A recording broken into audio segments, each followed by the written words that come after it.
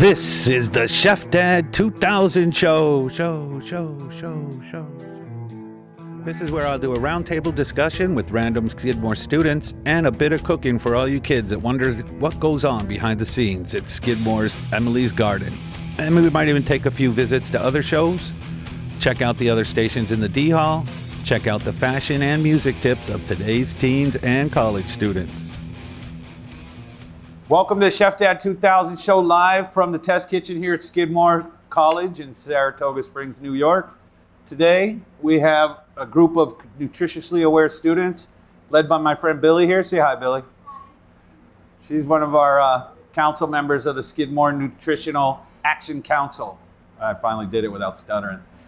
Today we're going to do a demonstration of a stuffed portobello mushroom with a southwestern stuffing. Garden salad. It's our signature salad in Emily's Garden, where I usually tape this show from. You guys all remember my friend from the last show. So we'll just go right in. I'll start with the salad, which is a garden salad. You like salad? It's good salad. We start with a spring mix, which is like a mix of different kinds of lettuces. You can get them whatever mix you want in the supermarket now. You know, you guys go to the supermarket, right? He's been here for like 5 years. He's probably been down to Ghetto Chopper once. You can pretty much get mix of whatever you like. You know, this is called a spring mix or a mesclun mix. It's got a lot of little baby lettuces and stuff like that. You know, that's a baby oak leaf. I'm looking for the good ones that I like. That's a radicchio. It's like a little Italian lettuce. And we got a bunch of different stuff in there. It's all good. Got some fresh cut tomatoes. I cut these in wedges that makes the salad look nice. You can do dices, rounds, whatever. Croutons. You like croutons? You don't like croutons? Okay. These are cucumber slices. We peel them like that because you don't want all that green on there because the green's kind of waxy and bitter, even though you do rinse a lot of the wax off. This is julienne vegetables. I make these vegetables nice like this. You can use a grater or anything. I have a beautiful machine like this. It'll cut all kind of different stuff. That's called a mandolin. So when you're cutting vegetables on it, get it? You know what a mandolin is? Looks like a little teeny tiny guitar. They played it on Shrek. You know, it's like this big. And they go real fast. No? All right. But that cuts my vegetables. So I don't have to cut these by my hand. See how small they are? I don't have to cut those by hand. I can just do that with a machine. I can do that much in like 5 minutes instead of having to bust it all out by hand. It's a lot easier, believe me. I think this show we might have the glove counter. I had the guy last week. What was it? 16 gloves, and he noticed my my lack of wearing gloves at the end. This is for your health and safety. All right, so this salad basically is just a regular salad. Usually I'll start with this stuff and circle it around the plate, just so it looks nice. That'll make a bed for all the greens. When we get something that big, we always yell, hey, who's the lumberjack cutting those vegetables? They're giant, ginormous. I think I was training somebody in the garden today. An old Frenchy guy told me one time, make everything odd numbers for your composition balance is better. So, whatever. I've just always done it like that since he told me that. Then you get your greens on. Some people, if you want to mix your greens in like a bowl and toss your dressing with your salad, I don't know, some people like that. Some people like their dressing on the side. Some people don't like any dressing. What kind of salad dressing you like? None? Blue cheese? Ranch? Yeah. So we take a little bit of the lettuce like that. Try and pile it up high in the middle so it looks nice. What do you think so far, Billy? So far? Yeah, that's good. Okay, that would be one with no dressing. We always have one person in the crowd who's going to want one no dressing. All right? So I'm not going to make all of them right now to save us some time. Any questions so far, you guys? None? This, I think you could buy this for probably like 90 to 100 bucks. It's not that expensive. I mean, depending. If you're using it in a commercial kitchen, there's a lot more more expensive equipment you can find. And it's a manual thing. The replacement blade's like 20 bucks if this thing wears out. But you can do the pickle chips, the waffle chips with that. You can do all kind of stuff with that.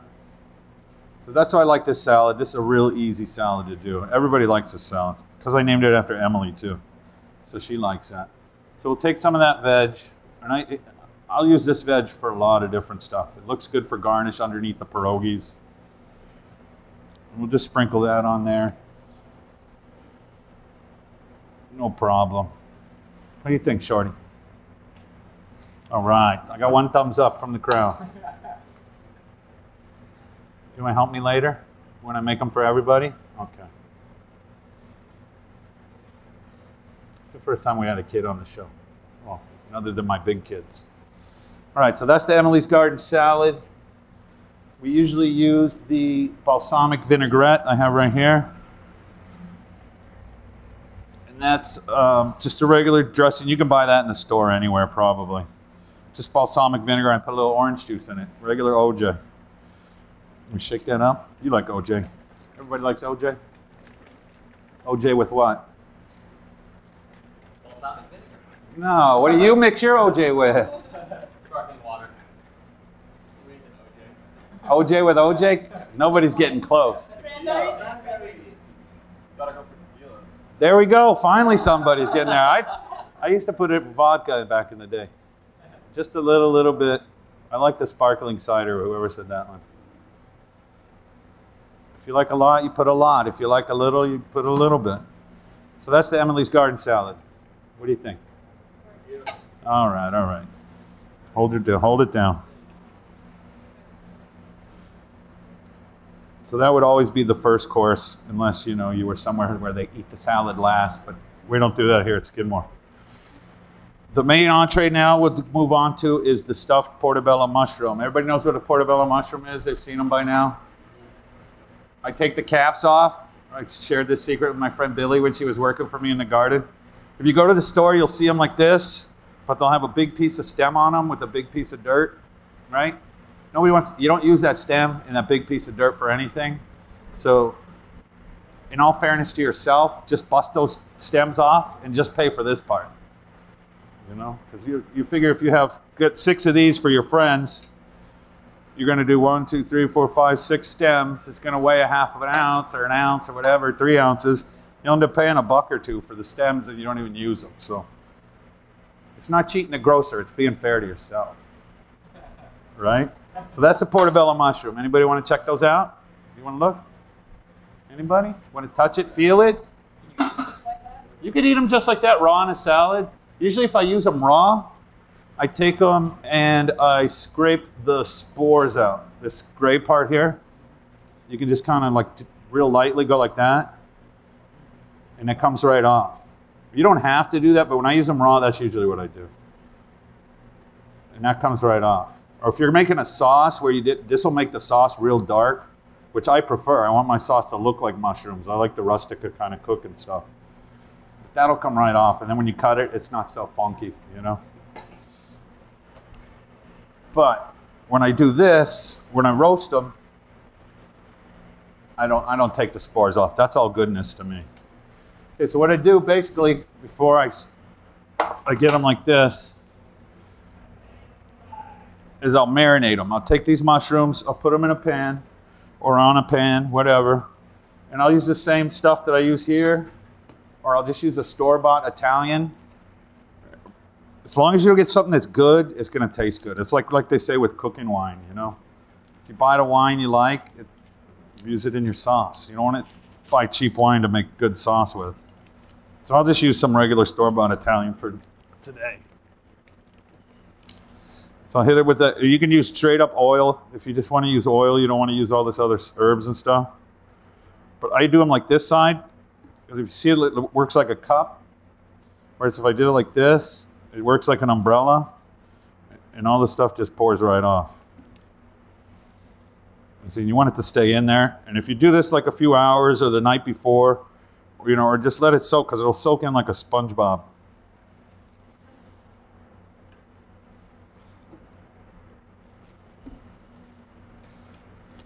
And that's our low-calorie Italians, because I'm always cutting corners there, every little thing I can. This is a little balsamic glaze that I made. It's just balsamic vinegar. I cooked it until it's really thick and gooey. But I'll put that on there too.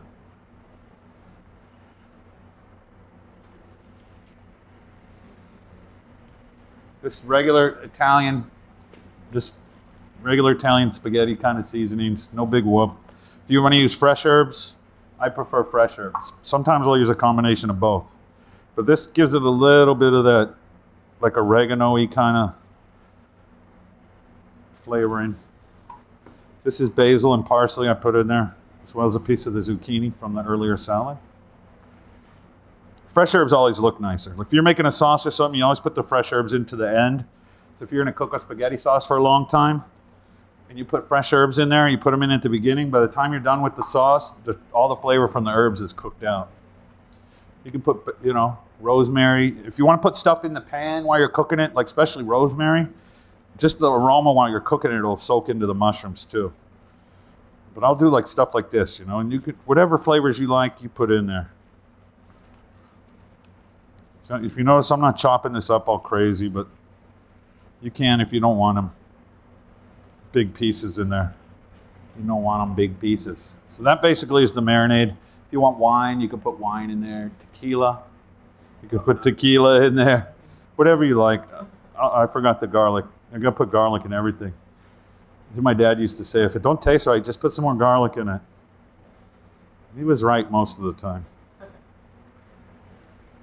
He's also the guy who put hot sauce on my fingernails to get me to stop biting my fingernails. But now I just like hot sauce. All right, so that's the marinated mushroom ready to go in the ovens, right? You'd have it like that, let it sit for a while. If I had it in a deeper pan, I might put more in there, but the mushrooms are gonna give up some liquid and be wet anyways. So we'll put those down there, and they'll come out looking like this through the magic of Skid TV. Right, I've cooked those about 10 minutes. That's the same thing. Now it's all rubbery. Right, and that's ready to be stuffed. To see this ones have a little bit of an edge on them, those are the ones when I'm going through the market trying to find mushrooms. If I'm stuffing them, I always look for those because you end up with like, see how it's like a little cup, as opposed to like this one, it's flat and it's harder to stuff. This will hold the stuffing. Depending on what your stuffing is. This is rice, so it's kind of tough. It likes to fall off. But that's what I'll use. This is some pre-made rice stuffing I made already. It's got lentils.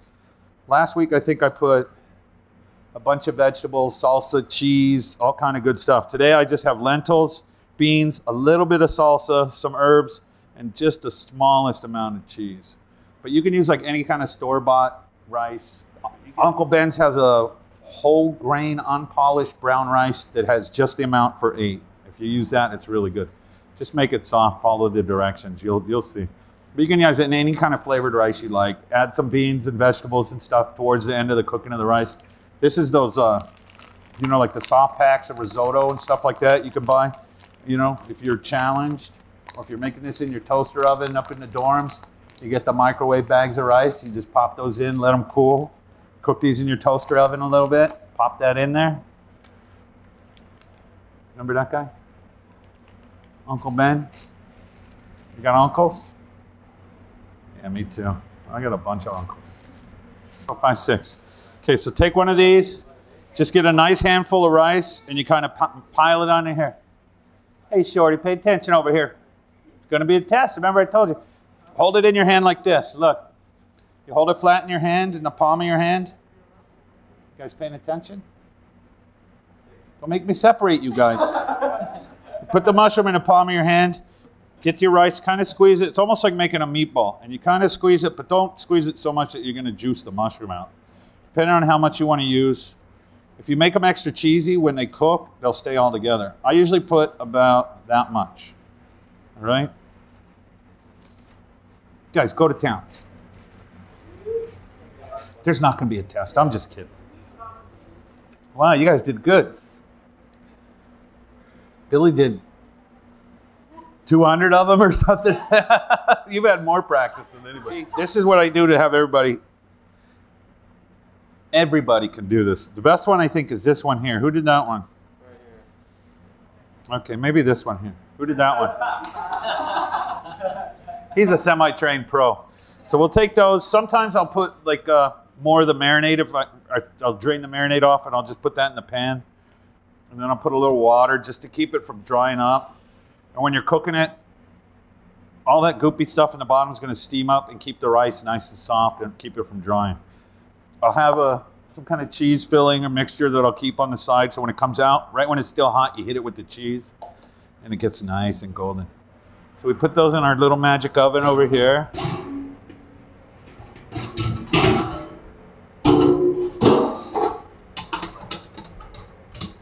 Anybody know any magic words?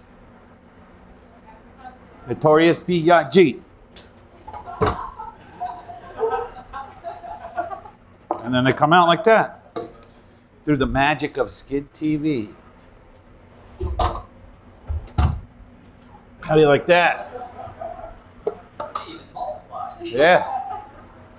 That's the beauty of the magic oven. Get twins sometimes. All right. And I forgot my ladle. As you can see, they get a little brown. That's no problem. That's the rice. It's going to be crunchy.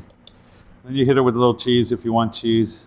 This is 2 kinds of cheese with a little bit of herbs mixed in for beauty. Cheese is always a good garnish. You get some good cheese. Don't waste your money on the cheap Kraft cheese in the little shaker unless you're making spaghetti. Then there's no other kind to buy. All right, so that's done with the cheese on it, ready to go. That's an old Emerald trick. You turn your back when you don't want to see them, you look in your fingers or something. Serious. Okay, that's a tomato sauce. I did fresh tomatoes like these, just regular 6x6 they call those. You can use Roma tomatoes, canned tomatoes, whatever. I put them in the oven until they're like just burned on the top, and I put them in a blender. You can get regular tomato sauce. I just put whatever kind of tomato sauce you like. Spaghetti sauce? Marinara? Anybody like tomato sauce? Yes. Basil cream sauce? Yes.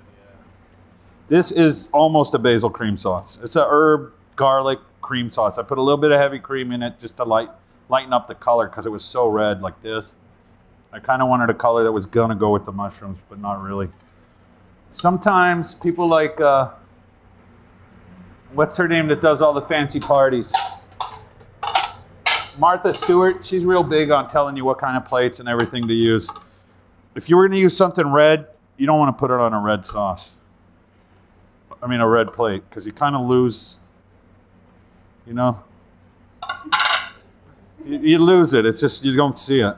When you put it on a blue plate, you know, it's totally different. Right? You can tilt it like that. Yeah. Sexy sauce. All right. Here, tilt that for me. Just let it run to the edge and then not all the way over. Like it's going through an earthquake. There you go, see? Like that. And put it there.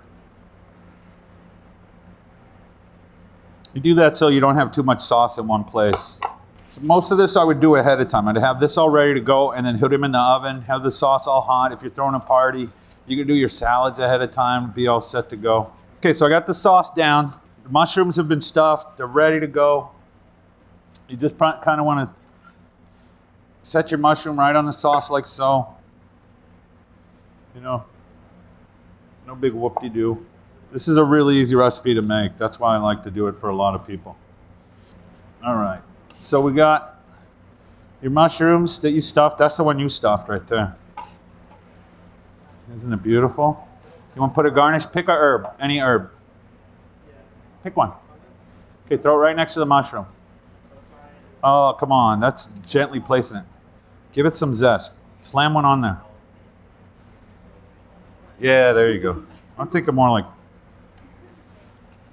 you can use one of those. You can use parsley. You don't even have to garnish it with that. You can even use this, you know, to garnish it up a little bit. If you really want to go crazy. I've been known to use these. These are chives. These grow crazy wild in New York too. I had them in my yard when I lived in the Hudson Valley. I didn't even know they were there until I walked by one day. The turkeys were eating them.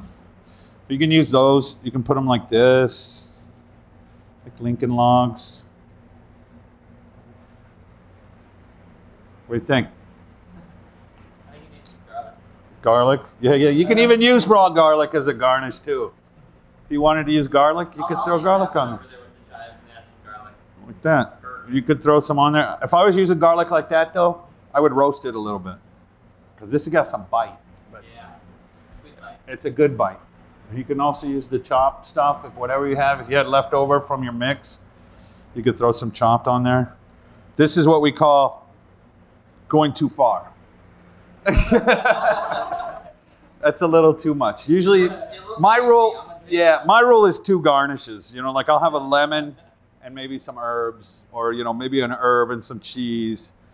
But it's like when you use fresh herbs, you never want to use more than 2 or 3 because then you have so much flavor. It's just competing against. It's like having too many people talking in a room. You know, you can handle like if 2 people are talking, but when you're in the middle of the D hall and everybody's, it's a cacophony of craziness. That's our shelter for you right there, man, the little house. All right, so that's the mushroom. That's the salad. And what are we gonna do when we're done with the mushroom and the salad? Last week we made a cake. And since this was the Nutritional Action Council, not one slice of cake was sold.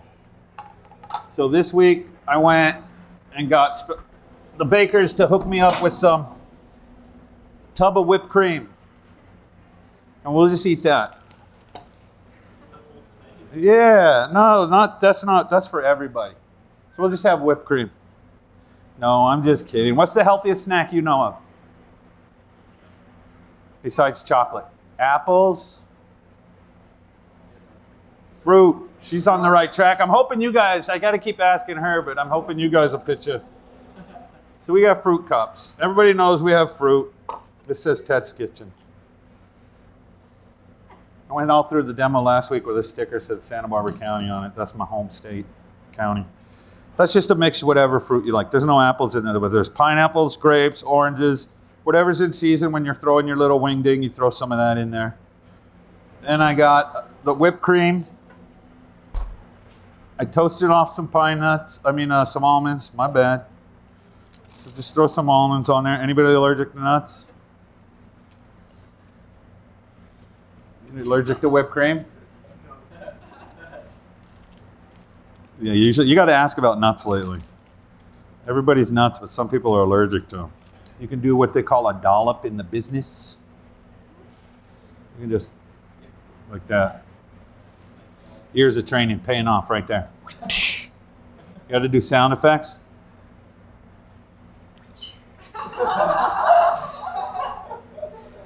Okay, you ready? Do you need a countdown? We'll do it on 3. You ready? 3.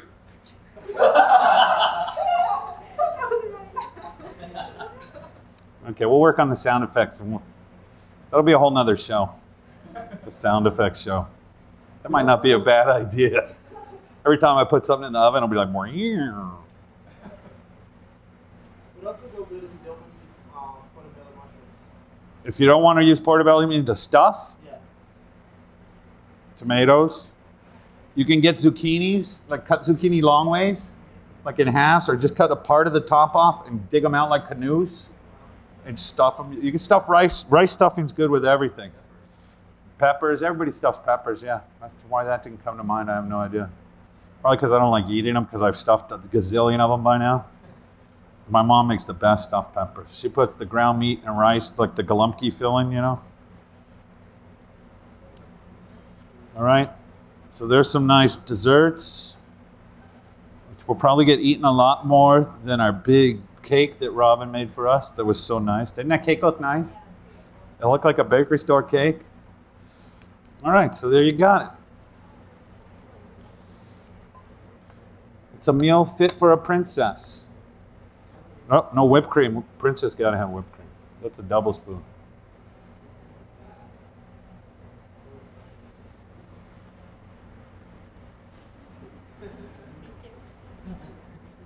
And that's it. Zoom out. All right, welcome to the roundtable sit-down discussion part of our ChefDad 2000 Snack Committee Cooking Demo Extravaganza Palooza. Don't worry, that's the normal noises in here. Don't worry about it. If it's a mess on the floor, we'll get it. We got trained professionals for that. As I mentioned earlier in the cooking demo portion of the program, this is my friend Billy. Say hi, Billy. Hi. B. Taft, as you may have got the emails. Yeah. Well, that's why I quit drinking. All right. Now that we got rid of Billy, we can talk. It's just me and the guys this time. This show's the nutrition show, so we're gonna talk about like school, what they're eating now, what their nutrition remembrances of high school. Maybe we'll go back like that.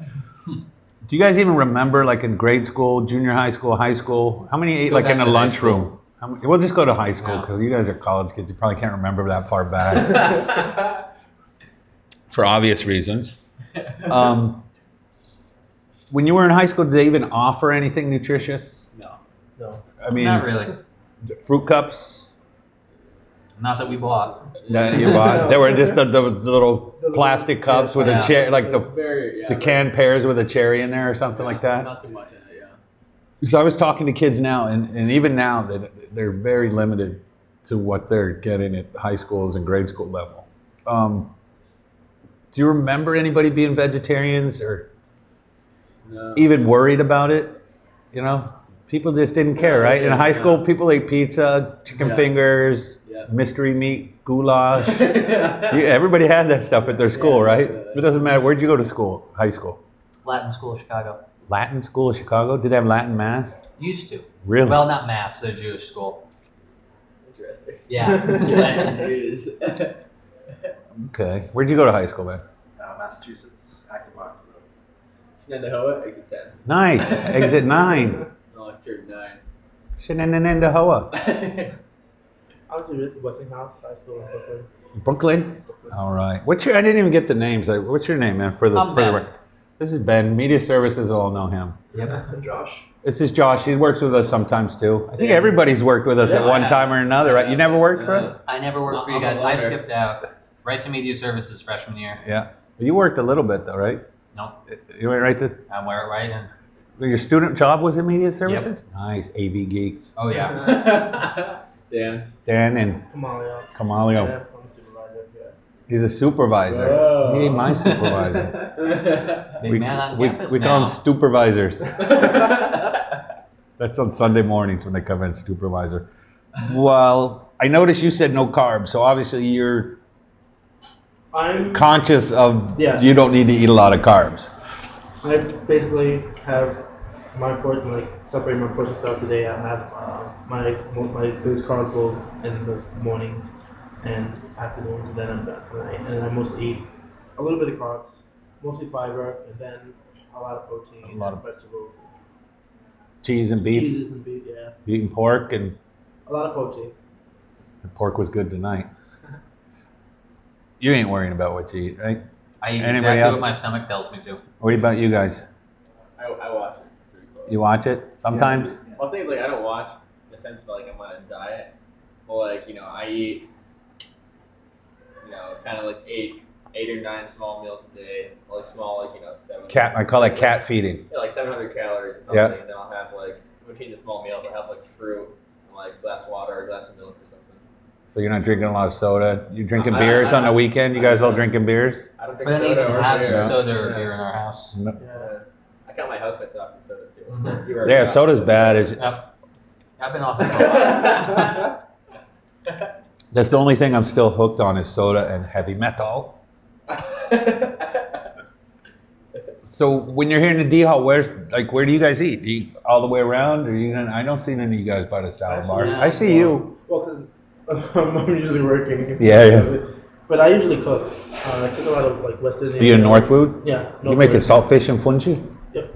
I make Serious? a lot of Hispanic foods from my mother's side of the family, like Southern food, Caribbean. To my father's side of the family, Caribbean. So Where are they at? Barbados. Nice. I love roti, Roti, saltfish, goat water. I don't know, man. I lived in the Virgin Islands for 10 years. What? Yeah. That's where I did my my apprentice when I first decided I was going to get out of rock and roll and go cook full time. I always did catering. My dad was a chef. Still, you know, he's still a chef. Once you're a chef, it's like being a cop. You're kind of like always a cop. You may not be working in a restaurant, but you're still a chef. I just told him, my son's going to be a chef. He'll be like third generation Irish cops. All right, guys, thanks a lot. That's the end of our Thank you. third show. I'd like to thank everybody that was here earlier. I'd like to thank my cast and crew. And we'll see you next time on the ChefDad 2000 show. Show.